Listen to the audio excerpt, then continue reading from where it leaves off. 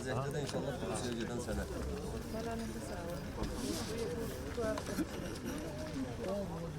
Yanındayım ben. Nə olsa o məsələlərin aradan qaldırılmasını təmin eləyəcəklər. Əməkdaşları mina təhlükəsizliyi barədə sizi təlimatlandıracaq.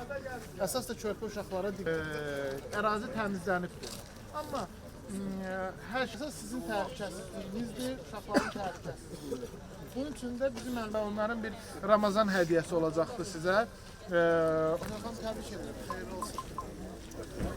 Sarıya ve Hayale.